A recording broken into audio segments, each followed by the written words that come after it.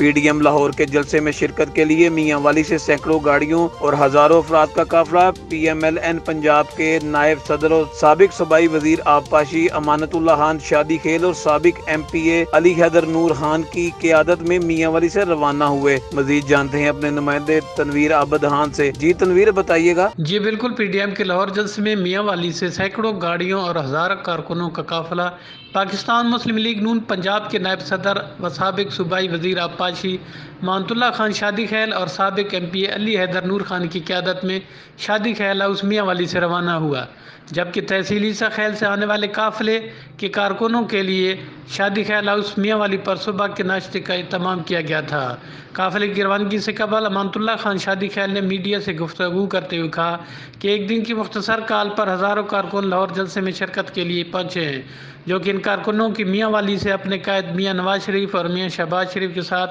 محبت کے اظہار اور اس بات کا بھی ثبوت ہے کہ میاں والی کی وزیراعظم کے حلقہ اور ضلع کی عوام تبدیلی سرکار سے تنگ آ چکی ہے اور آج کا لاہور کے جلسہ حکومت کے خاتمے کے لیے کارآمد ثابت ہوگا اور بہت جلد عوام کو اس نالائق حکومت سے نجات ملے گی۔